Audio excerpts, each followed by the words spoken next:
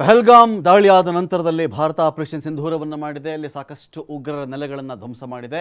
ಇದಾದ ಮೇಲೂ ಕೂಡ ಇದೇ ಆಪರೇಷನ್ ಸಿಂಧೂರಕ್ಕೆ ಸಂಬಂಧಪಟ್ಟಂತೆ ಒಂದಷ್ಟು ಪ್ರಶ್ನೆಗಳನ್ನು ದೇಶದ ಒಳಗೆ ಹಾಗೂ ದೇಶದ ಬೇರೆ ಬೇರೆ ಕಡೆ ನಾವು ಗಮನಿಸಿದಂತೆ ಪ್ರಶ್ನೆ ರೈಸ್ ಆಗ್ತಾ ಇದೆ. ಇನ್ನೊಂದು ಕಡೆ ಚೆಕ್ ಮಾಡಿಕೊಂಡಾಗ ಪಹಲ್ಗಾಮ್ ದಾಳಿ ಕಥೆ ಮಾತಾಡೋಣವಾ ಅಂತ ಶುರು ಮಾಡ್ಕೊಂಡಿದ್ದಾರೆ. ಈ ಪಹಲ್ಗಾಮ್ ದಾಳಿ ಆಗಿರೋದು ಯಾಕೆ? ಇದು ಭದ್ರತಾ ವೈಫಲ್ಯನ? ನಿರ್ಲಕ್ಷ್ಯ ಮಾಡಿದ್ರ? ಇಲ್ಲಿ ಯಾರು ಇದಕ್ಕೆ ಹೊಣೆ ಮಾಡೋಣ? ನಾವು ಪುಲ್ವಾಮಾ ಆಯಿತು, ಅದಕ್ಕೂ ಬೇಹುಗಾರಿಕಾ ವೈಫಲ್ಯ, ಭದ್ರತಾ ವೈಫಲ್ಯ ಅಂದ್ಕೊಂಡು ಹೀಗೆ ಮುಂದುವರಿತಾ ಇರೋದನ್ನು ನಾವು ಪ್ರತಿದಾಳಿ ಮಾಡೋದು ಬೇರೆ.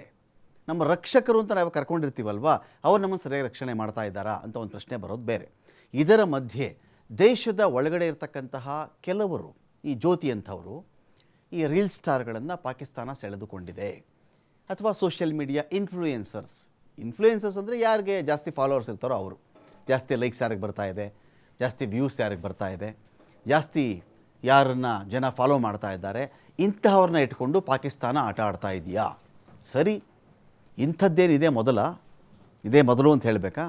ಬೇಹುಗಾರರು ಯಾವ ಕಾಲದಲ್ಲಿ ಇರಲಿಲ್ಲ. ಪಾಕಿಸ್ತಾನದ ಬೇಹುಗಾರರು ಇಲ್ಲೂ ಕೆಲಸ ಮಾಡಿದ್ದಾರೆ.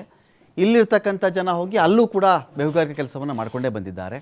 ಹಾಗಂದ ಮಾತ್ರಕ್ಕೆ ಇದೆಲ್ಲದಕ್ಕೂ ಯಾರನ್ನ ಹೊಣೆ ಮಾಡೋಣ?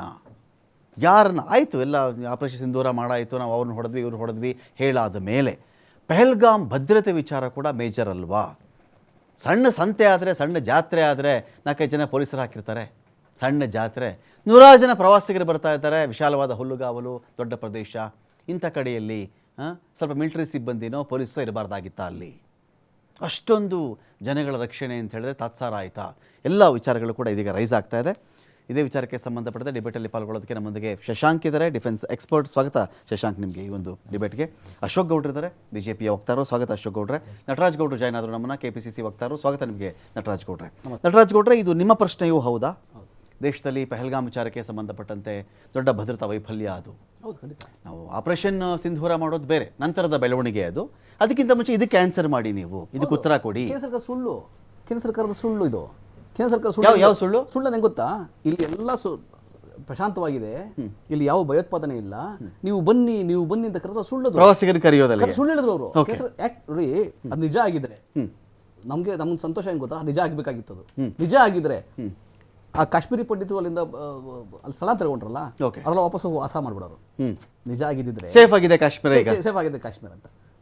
ಅಲ್ಲಿನ ಮೂಲ ನಿವಾಸಿಗಳಿಗೆ ಅದಿನ್ನೂ ಸುರಕ್ಷಿತ ಅಲ್ಲ ಅಂತ ಅನಿಸ್ತಾ ಇದೆ. ನೀವು ಆಚೆಯವ್ರನ್ನೆಲ್ಲ ಬನ್ನಿ ಅಂತ ಸುಳ್ಳು ಹೇಳಿ ಕರೆಸ್ತಿರಲ್ಲ. ಯಾವುದೋ ಒಂದು ಘಟನೆ ಆಗ್ಬಿಟ್ರೆ ನೀವು ಅದನ್ನ ಲೇಬಲ್ ಮಾಡ್ಬಿಡ್ತೀರಾ? ಈ ತರ ಲೇಬಲ್ ಮಾಡಲ್ಲ. ಈಗ ಒಂದು ನಮಗೆ ಕಣ್ಣು ಮುಂದೆ ಕಾಣುತ್ತೆ. ಸೊ ನೀವಿದ್ದಾಗ ಫುಲ್ ಪ್ರೂಫ್ ಇತ್ತು ಕಾಶ್ಮೀರ, ಜಮ್ಮು ಕಾಶ್ಮೀರ ಫುಲ್ ಪ್ರೂಫ್ ಇರ್ಲಿಲ್ಲ. ಒಂದೇ ಒಂದು ಬುಲೆಟ್ ಹಾರ್ತಾ ಇರ್ಲಿಲ್ಲ, ಪೊಲೀಸ್ ವಾಹನದ ಮೇಲೆ ಕಲ್ಲು ಹೊಡಿತಿರ್ಲಿಲ್ಲ, ಮಿಲಿಟರಿ ವಾಹನದ ಮೇಲೆ ಕಲ್ಲು ಹೊಡಿತಿರ್ಲಿಲ್ಲ, ಕಾನ್ಸ್ಟಿಟ್ಯೂಷನ್ ಕ್ರಸ್ಟ್ ಅಂತ ಅವತ್ತು ಹೇಳ್ತಾ ಇರ್ಲಿಲ್ಲ. ನಾನು ಹೇಳ್ಕೊಂಡಿರ್ಲಿಲ್ಲ ಆ ತರ. ಅಲ್ಲಿ ಕ್ಲೈಮ್ ಮಾಡಿರಲಿಲ್ಲ, ನಾನು ಕ್ಲೈಮ್ ಮಾಡಿರಲಿಲ್ಲ. ಬನ್ನಿ ಚೆನ್ನಾಗಿ ಅಂತ ನಾವು ಹೋರಾಟ ಮಾಡ್ತಾ ಇದೀವಿ ಅಂತ ಹೇಳ್ತಾ ಇದ್ವಿ. ಯಾವಾಗಲೂ ನಾವು ಇದು ಸರಿಯಾಗಿ ಮಾಡ್ಲಿಕ್ಕೆ ಪ್ರಯತ್ನ ಮಾಡ್ತಾ ಇದೀವಿ ಅಂತ ಹೇಳ್ತಾ ಇದ್ವಿ. ನಾವು ಪ್ರಯತ್ನ ಆಗೋಗಿದೆ ಅಂತ ಹೇಳಿಲ್ಲ, ಇವ್ರು ಆಗೋಗಿದೆ ಸುಳ್ಳು ಹೇಳ್ಬಿಟ್ರು. ಆರ್ಟಿಕಲ್ 370 ತೆಗೆದಿದ್ದು ಅಪರಾಧ. ನೋಡಿ, ಅದು ಅಪರಾಧ ಅಲ್ಲ, ಅದು ಕಾನೂನಾತ್ಮಕ ತೆಗೆದಿರೋದೆ. ಯಾಕಂದ್ರೆ ಸಂವಿಧಾನದಲ್ಲಿ ಅವಕಾಶ ಇತ್ತು ತೆಗಿಬೇಕು ಅಂತ. ಅದು ತೆಗಿಬೇಕಾದ್ರೆ ವಿಧಾನ ಸಭೆಯಲ್ಲಿ ಒಮ್ಮತದಿಂದ ತೆಗಿಬೇಕಾಗಿತ್ತು, ಪ್ರಜಾಸತ್ತಾತ್ಮಕವಾಗಿ ತೆಗಿಬೇಕಿತ್ತು ಅಂತಿತ್ತು. ಅದು ಯಾವತ್ತಿದ್ರೂ ಹೋಗ್ಬೇಕಾಗಿದ್ದೆ. ಇವರು ತೆಗೆದ್ರು. ಅದು ದೊಡ್ಡ ಅದರಿಂದ ಏನು ಬದಲಾವಣೆ ಇತ್ತಲ್ಲ, ಇವ್ರೇನು ಬದಲಾವಣೆ ಬಯಸಿದ್ರಲ್ಲ, ಹೇಳಿದ್ರಲ್ಲ, ಅದು ಆಗ್ಲಿಲ್ಲ ಅಷ್ಟೇ. ಒಂದು ರಾಜ್ಯ ಹೋಗಿ ಕೇಂದ್ರಾಡಳಿತ ಪ್ರದೇಶ ಆಯ್ತು, ಅಷ್ಟು ಮಾತ್ರಕ್ಕೆ ಅಲ್ಲಿಂದ ಎಲ್ಲ ಸರೋಯ್ತು ಅಂತೇನಲ್ಲ. ನೋಡಿ, ಕೇಂದ್ರ ಸರ್ಕಾರ ಪ್ರಯತ್ನ ಮಾಡಿರ್ಬೋದು, ಆದರೆ ಅವ್ರದೇ ಆ್ಯಂಗಲ್ ಪ್ರಯತ್ನ ಮಾಡಕ್ಕೆ ಹೋಗಬಾರ್ದು. ಯಾವುದು ಸರಿಯಾಗುತ್ತೆ, ಯಾವ ರೀತಿ ಮಾಡಿದ್ರೆ ಆಗುತ್ತೆ, ಹಿಂದೆಯಿಂದ ಏನು ಪ್ರಯತ್ನ ಮಾಡಿದ್ದಾರೆ, ಅದರೊಳಗೆ ಏನಾದರೂ ಲೋಪ ಇದೆ ಅದು ಸರಿ ಮಾಡ್ಕೊಂಡು ಮುಂದಕ್ಕೆ ಹೋಗೋದು ಹೆಂಗೆ ಅಂತ. ಹಂಗೆಲ್ಲ ಇಲ್ಲ, ಹಿಂದೆ ಮಾಡಿದ್ದೀವಿ ಏನು ಗೊತ್ತಿಲ್ಲ ನನಗೆ, ನಾನೇನು ಮಾಡ್ತೀನಿ ಅದೇ, ನಾನೇನ್ ಅನ್ಇನ್ವೈಟೆಡ್, ನಾನು ಪಾಕಿಸ್ತಾನಕ್ಕೆ ಹೋಗಿ ಬಿರಿಯಾನಿ ತಿನ್ಕೊಂಡ್ ಬರ್ತೀನಿ, ನಾನೇನ್ ಮಾಡ್ತೀನಿ. ನಿಯೋಗ ಮಾಡ್ಕೊಂಡು ಐಡಿಯಾ ಕೊಡಬೇಕಾಗಿತ್ತು ಅವ್ರಿಗೆ. ಕಾಂಗ್ರೆಸ್ ಪಕ್ಷದ ನಿಯೋಗ ಒಂದು ಹೋಗಿ ನಿಮ್ಗೆಲ್ಲ ಐಡಿಯಾ ಇಲ್ಲ, ನಾವು ಕೊಡ್ತೀವಿ. ಈಗ ಯಾವುದಾದ್ರೂ ಒಂದು ಕೆಲಸ ಮಾಡಬೇಕಾದ್ರೆ ಸೂಕ್ಷ್ಮ ವಿಚಾರಗಳಿದ್ರೆ ಇವರು ವಿರೋಧ ಪಕ್ಷದ ನಾಯಕರನ್ನ ಅಥವಾ ಅಲ್ಲಿ ಸ್ಪೀಕರನ್ನ ಅಥವಾ ಯಾರೋ ಎಕ್ಸ್ಪರ್ಟ್ಗಳನ್ನ, ಇಂದಿನ ಗೃಹ ಸಚಿವರನ್ನ, ಇಂದಿನ ರಕ್ಷಣಾ ಸಚಿವರುಗಳನ್ನ, ರಕ್ಷಣಾ ಇಲಾಖೆಯನ್ನ ಕುತ್ಕೊಂಡು ಚರ್ಚೆ ಮಾಡ್ತಾರೆ, ಸಂವಾದ ಮಾಡ್ತಾರೆ. ಮಾಡಲ್ಲ ಅಂತ ಇದ್ದಿದ್ರೆ ಮಾಡ್ತಿದ್ರು ಗೌಡ್ರೆ. ಈಗ ನೀವೇನಲ್ಲಿ ಅಚೀವ್ ಮಾಡಿದ್ದಿದ್ರೆ ಬಹಳ ತಲೆ ಇದೆಯಪ್ಪ ಇವರಿಗೆ ಕರೆಯೋಣ ಅಂತ, ನೀವೆಲ್ಲ ಏನು ಮಾಡಿರಲಿಲ್ಲ, ನಿಮ್ಮನ್ನ ಯಾಕೆ ಕರೀತಾರೆ ಅವರು? ತಪ್ಪದು, ಅದು ತಪ್ಪು. ನೋಡಿ, ಈ ದೇಶ ಅಂತ ನಿರ್ಮಾಣ ಆಯ್ತಲ್ಲ, ಭಾರತ ನಿರ್ಮಾಣ ಆಯ್ತಲ್ಲ, ಅವಾಗ 562 ಚಿಕ್ಕ ರಾಜ್ಯ ಸಂಸ್ಥಾನಗಳು ಸೇರಿದ ಭಾರತ ಅಂತ ಆಗಿದ್ದು. ನಿಮ್ಗೆ ಇತಿಹಾಸ ಗೊತ್ತಿರಬೇಕು. ಅದನ್ನ ಎಷ್ಟು ಕಷ್ಟಪಟ್ಟು ನಿರ್ಮಾಣ ಮಾಡಿರ್ಬೇಕು ನೀವು ಹೇಳಿ. ನಮ್ಗೆ ಗೋವಾ ಯಾವಾಗ ಲಿಬರೇಟ್ ಆಯ್ತು, ಆಯ್ತಾ? ನಮ್ಗೆ ಹೈದರಾಬಾದ್ ಹೆಂಗೆ ಲಿಬರೇಟ್ ಆಯ್ತು, ಗೋವಾ ಯಾವಾಗ ಸೇರ್ಕೊಂತು, ಜಮ್ಮು ಕಾಶ್ಮೀರ. ಇದು ಈ ತರ ಬಹಳ ಹೋರಾಟದ ಇತಿಹಾಸ ಇದೆ. ಅಲ್ಲಿನ ಸಂಕೀರ್ಣತೆಯನ್ನು ನಾವು ಅರ್ಥ ಮಾಡ್ಕೊಂಡು ಅದಕ್ಕೆ ಹೆಂಗ್ ಸ್ಪಂದಿಸ್ಬೇಕು, ಒಂದೇ ಒಂದು ಲೈನ್ ಹೇಳ್ಬಿಡೋದು, ನೆಹರು ತಪ್ಪು ಮಾಡಿಬಿಟ್ರು, ಇಲ್ಲ ಇಂದಿರಾ ಗಾಂಧಿ ತಪ್ಪು ಮಾಡಿಬಿಟ್ರು, ಅದಲ್ಲ. ಆ ಸಂಕೀರ್ಣತೆ ಹೆಂಗಿದೆ, Okay. ಅದನ್ನ ನಾವು ಹೆಂಗೆ ಮುಂದಕ್ಕೆ ಕಟ್ಕೊಂಡು ಹೋಗ್ಬೇಕು, ಹೆಂಗೆ ನಿರ್ಮಾಣ ಮಾಡಬೇಕು, ಆ ಥರ ಸೊ ಈಗ ಪಹಲ್ಗಾಮ್ ಬಗ್ಗೆ ಒಂದು ನ್ಯಾಯಾಂಗ ತನಿಖೆ ನಡೀಬೇಕು ನಿಮ್ಮ ಪ್ರಕಾರ? ನೋಡಿ, ಪೆಹಲ್ಗಾಮ್ ಒಂದೇ ವಿಷಯ ಅಲ್ಲ, ಪೆಹಲ್ಗಾಮ್ದು ನಡಿಬೇಕು, ಪುಲ್ವಾಮಾದು ನಡಿಬೇಕು. ಉತ್ತರವನ್ನ ಇದು ಪಬ್ಲಿಕ್ಗೆ ಕೊಡಬೇಕು ಅಂತ ಸ್ಪೆಷಲ್ ಸೆಷನ್ನ ಕರೆಯಲ್ಲ ಅಂತ ಹೇಳಿದ್ರು. ಏನು ಅವಶ್ಯಕತೆ ಇಲ್ಲ, ಸೆಷನ್ ಕರೆಯೋ ಅವಶ್ಯಕತೆ ಇಲ್ಲ. ತಪ್ಪದು, ಕೇಂದ್ರ ಸರ್ಕಾರದ ತಪ್ಪು ಧೋರಣೆ. ಅಶೋಕ್ ಗೌಡ್ರೆ, ಕೇಂದ್ರ ಸರ್ಕಾರ ತಪ್ಪು ಧೋರಣೆ ಅದು. ಆನ್ಸರಬಲ್ ಅಲ್ವಾ ನೀವು ಇದಕ್ಕೆ? ಫೈನ್, ಈಗ ನೀವು ಆಪರೇಷನ್ ಸಿಂಧೂರ ಮಾಡಿದ್ವಿ, ಪರಾಕ್ರಮ ಮೆರೆದಿದ್ದೀವಿ, ಉಗ್ರಗಾಮಿಗಳ ನೆಲೆನ ನಾವು ಧ್ವಂಸ ಮಾಡಿದ್ದೀವಿ ಎಲ್ಲ ಹೇಳ್ತಾ ಇದ್ದೀರಲ್ಲ, ಹಾಗಂದ ಮಾತ್ರಕ್ಕೆ ಪೆಹಲ್ಗಾಮ್ನ ಹಾಗೆ ದಾಟ್ಕೊಂಡು ಹೋಗ್ಬಿಡೋಕ್ಕಾಗಲ್ಲ ಅಂತ. ಆ ಇನ್ಸಿಡೆಂಟ್ಗೆ ಪ್ರತಿಕಾರ ತೊಗೊಂಡ್ಬಿಟ್ಟಿದ್ದೀವಿ ಏನು ಮಾತ್ರಕ್ಕೆ ಆ ಇನ್ಸಿಡೆಂಟ್ ಹಿಂದೆ ಇರೋದು ಯಾರು, ಏನು, ಎತ್ತ, ಯಾರು ಫೇಲ್ಯೂರು, ಇದನ್ನು ನಾವು ಮರೆಮಾಚಕ್ಕಾಗಲ್ಲ ಅಲ್ವಾ ಇತಿಹಾಸದ ಪುಟಗಳಿಂದ ಅಂತ. ನೀವೇ ಹೇಳಿದ್ರಿ, ಜ್ಯೋತಿ ಅಂತಕ್ಕಂಥವ್ರು ಮತ್ತು ಯಾರೋ ಇನ್ನೊಬ್ಬ ಬೇಹುಗಾರರು ಅಂತಕ್ಕಂಥವ್ರದ್ದು ಅರೆಸ್ಟ್ ಆಗ್ತಿರೋದು ಇದೇ ವಿಚಾರದಲ್ಲಿ ಅಂತ ಹೇಳಿ ತಾವೇ ಹೇಳಿದ್ರಿ. ಮತ್ತು ಎಲ್ಲ ಮಾಧ್ಯಮದಲ್ಲೂ ಅದೇ ತೋರಿಸ್ತಾ ಇದ್ದಾರೆ. ಮೊದಲು ನಾನು ಆರ್ಟಿಕಲ್ 370ಗೆ ಹೋಗ್ಬಿಡ್ತೀನಿ. ಇವ್ರದ್ದು ಮ್ಯಾನಿಫೆಸ್ಟೋದಲ್ಲಿ ಏನಿತ್ತು, ನಾವು ಬಂದರೆ ವಾಪಸ್ ನಾವು ಸರ್ಕಾರಕ್ಕೆ ಬಂದರೆ ಮ್ಯಾನಿಫೆಸ್ಟೋ 370 ಆಗ್ತೀವಿ ಅಂದರು. ಪಾಪ ನಟರಾಜ್ ಗೌಡರು ಅದರ ವಿರೋಧ ಹೇಳಿಕೆ ಕೊಡ್ತೀರಿ, ತೊಂದರೆ ಇಲ್ಲ, ನಾನು ಅದಕ್ಕೆ ಜಾಸ್ತಿ ಏನು ಹೋಗ್ತಿಲ್ಲ, ಸುಮ್ಮನೆ ಜಸ್ಟ್ ಮಾಹಿತಿಗೆ ಅಂತ ಹೇಳ್ತಾ ಇದ್ದೀನಿ.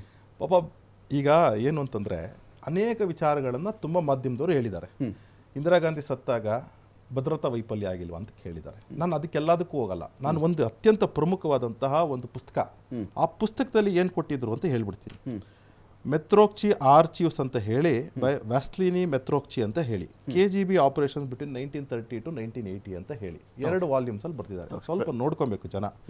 ಈ ಪುಸ್ತಕದಲ್ಲಿ ಕ್ಲಿಯರಾಗಿ ಹೇಳ್ತಾರೆ ಯಾವ ರೀತಿ ಭಾರತದಲ್ಲಿ ಅಂದಿನ ಪ್ರಧಾನಮಂತ್ರಿ 1953ಇಂದ ಅಂದರೆ ಮುಂದೆ ಪ್ರಧಾನಮಂತ್ರಿ ಆದವರು 1966 ಪ್ರಧಾನಮಂತ್ರಿ ಆಗ್ತಾರೆ. ಅವರು 1984ವರೆಗೂ ಇರ್ತಾರೆ ಪ್ರಧಾನಮಂತ್ರಿ ಆಗಿರ್ತಾರೆ. ಅವರು ಯಾವ ರೀತಿ ರಷ್ಯನ್ ಖುಫಿಯಾ ಏಜೆನ್ಸಿ ಜೊತೆ ಶಾಮೀಲಾಗಿದ್ರು, ಯಾವ ಪತ್ರಿಕೆಗಳು 10 ಪತ್ರಿಕೆಗಳು ಅವು ಕಂಟಿನ್ಯೂಸ್ ಆಗಿ ರಷ್ಯನ್ ಖುಫಿಯಾ ಏಜೆನ್ಸಿ KGB ಕೆಳಗಡೆ ಇದ್ವು. ಇದೆಲ್ಲ ಭದ್ರತಾ ವೈಫಲ್ಯಕ್ಕೆ ನಾವು ಹಾಕಿದ್ದಂಥ ಫೌಂಡೇಶನ್ನು ಅಲ್ವೋ ಅಂತ ಹೇಳಿ ಕಾಂಗ್ರೆಸ್ನವರು ಇಲ್ಲ ಅವ್ರ ಮೇಲೆ ಕೇಸ್ ಹಾಕಬೇಕು. ಆ KGB ಫೈಲ್ಸ್ ಅಂತ ಅಂದ್ಬಿಟ್ಟು ಏನಿದೆ ಅವ್ರ ಮೇಲೆ ಕೇಸ್ ಹಾಕಬೇಕು. ಇವತ್ತು ಡಿಫ್ರೆನ್ಸ್ ಏನು ಅಶೋಕ್ ಗೌಡ್ರೆ? ಒಂದೇ ಒಂದು ನಿಮಿಷ, ಅವರು ಸರಿ ಇಲ್ಲ, ನಾವು ಸರಿ ಇರಲಿಲ್ಲ, ಅವ್ರದ್ದು ನಾವು ಕೇಳಬಾರ್ದು, ನಮ್ದು ಅವ್ರು ಕೇಳಬಾರ್ದು ಅಂತನಾ? ರಮಾಕಾಂತ್, ಇಲ್ಲ ನೋಡಿ, ಇದು ವಿಚಾರ ಏನು ಅಂತಂದ್ರೆ ಫೌಂಡೇಶನ್ ಹಾಕಿ ಕೊಟ್ಬಿಟ್ಟಿಯಾರು ಇವರು, ಆಯ್ತಾ? ಆಮೇಲೆ ಫೌಂಡೇಶನ್ ಹಾಕ್ಬಿಟ್ಟು ಅನೇಕ ವಿಚಾರಗಳು ಈ ದೇಶದಲ್ಲಿ ಆಗೋಗಿದೆ. ನಾವು ಹೇಳ್ತಿರ್ತಕ್ಕಂಥದ್ದು ಏನಂದರೆ ಅನೇಕ ವಿಚಾರಗಳನ್ನ ಸರಿ ಮಾಡಬೇಕಾಗಿರೋ ಅವಶ್ಯಕತೆ ಇದೆ. ಇವತ್ತು ಸರಿ ಮಾಡ್ತಕ್ಕಂಥ ನಡೀತಾ ಇದೆ, ಅನೇಕ ವಿಚಾರಗಳು ನಡೀತಾ ಇದೆ. ಈಗ ಪೆಹಲ್ಗಾಮ್ ಅಟ್ಯಾಕ್ ಆಯಿತು, ಆವಾಗಲೂ ಒಂದು ವರದಿ ಬಂತು, ತಮ್ಮ ಕೈಯಲ್ಲೇ ಇತ್ತು. ಈಗ ಪುಲ್ವಾಮಾದಲ್ಲಿ ಅಟ್ಯಾಕ್ ಆಗಿದೆ, ಅದಕ್ಕೂ ಸಹ ಈಗಾಗಲೇ NIA ಅವರು ತನಿಖೆ ಪ್ರಾರಂಭ ಮಾಡಿದ್ದಾರೆ. ಅನೇಕ ಅರೆಸ್ಟ್ಗಳಾಗ್ತಾ ಇದೆ. ಖಂಡಿತವಾಗ್ಲೂ ಹೇಳ್ತಾ ಇದ್ದೀವಿ, ಇದನ್ನು ಕಾನೂನಾತ್ಮಕವಾಗೂ ಸಹ ಸರಿಪಡಿಸ್ತಕ್ಕಂಥ ಕೆಲಸ ಆಗತ್ತೆ. ಒಂದು. ಎರಡನೇದು, ಆ ರಾಣ ಅಂತಕ್ಕಂತಹದ್ದು ಏನು ಅರೆಸ್ಟ್ ಮಾಡ್ಕೊಂಬಂದ್ವಿ, ಆ ರಾಣ ಅಂತಕ್ಕಂಥವನು ಎಲ್ಲ ಸ್ಲೀಪರ್ ಸೆಲ್ಸ್ಗೆ ಭಾರತದಲ್ಲಿ ಹೆಡ್ ಆಗಿದ್ದ. ಆ ಸ್ಲೀಪರ್ ಸೆಲ್ಸ್ ಯಾರು? ನಮ್ಮ ಸುತ್ತಾನೇ ಇರ್ಬೋದು, ನಮ್ಗೆ ಗೊತ್ತಿಲ್ಲ. ನಿಮ್ಮ ಚಾನಲ್ಲು ಕೆಲಸ ಮಾಡ್ಬೋದು, ನನ್ನ ಆಫೀಸಲ್ಲಿ ಕೆಲಸ ಮಾಡ್ಬೋದು, ನಂಗೆ ಗೊತ್ತಿಲ್ಲ. ಅಂದರೆ ಅಂಥವರು ಯಾರು? ಈ ಪ್ರಾಬ್ಲಮ್ ಏನು ಅಂತಂದರೆ ನಾವೇನಾಗ್ತಿತ್ತು, ಯಾವುದೋ ಪಾಪ ಮುಸಲ್ಮಾನ ಹೆಸರನ್ನು ಮಾತ್ರ ನಾವು ಇವನು ಇರಬಹುದಪ್ಪ ಅಂತ ಅನ್ಕೊಂತಿದ್ವಿ. ಅದು ತಪ್ಪು ಅಂತ ಗೊತ್ತಾಯ್ತು ಈಗ ನಮಗೆ. ಯಾರೋ ಒಬ್ಬ ಹಿಂದೂ ಹೆಸರು ಇರ್ತಕ್ಕಂಥವ್ರು ಅಥವಾ ಅವ್ರು ಕನ್ವರ್ಟ್ ಆಗಿದ್ರು ಇಲ್ವೋ, ಅದೆಲ್ಲ ಧರ್ಮ ಅನ್ನೋದು ಬರ್ತಿಲ್ಲ ಇಲ್ಲಿ. ಅವ್ರಿಗೆ ದುಡ್ಡಿನ ಆಸೆಗೋಸ್ಕರವಾಗಿ ಈ ಥರ ಕೆಲಸಗಳನ್ನ ಕೃತ್ಯಗಳನ್ನ ಮಾಡ್ತಾ ಇದ್ದಾರೆ. ಅಂದರೆ ಸ್ಲೀಪರ್ ಸೆಲ್ಸ್ ಅಂತಕ್ಕಂಥವ್ನು ಯಾರಿದ್ದಾನೆ, ಅವನು ಪಾಪ 5 ಸತಿ ನಮಾಜ್ ಮಾಡ್ತಕ್ಕಂಥವ್ನು ಅಲ್ಲ. ನಿಮ್ಮ ನಡುವೆ ಇರ್ತಕ್ಕಂತಹ ನಿಮ್ಮ ವ್ಯಕ್ತಿನೇ ಆಗಿರಬಹುದು ಅಂತಕ್ಕಂಥ ವಿಚಾರ. ಅಂದರೆ ನಾವು ಈಗ ಭಾರತದಲ್ಲಿ ಯಾವ ರೀತಿಯ ತಾಳ್ಮೆಯನ್ನು ವಹಿಸ್ಕೊಂಡು ಮತ್ತು ಯಾವ ರೀತಿ ಸೂಕ್ಷ್ಮತೆಯಿಂದ ನಮ್ಮ ಸುತ್ತ ಇರೋರನ್ನ ನೋಡಿ ನಾವು ಎಷ್ಟು ಮಾಹಿತಿನ ಕೊಡ್ತೇವೆ ಸರ್ಕಾರಕ್ಕೆ, ಅಷ್ಟು ಒಳ್ಳೆಯದು.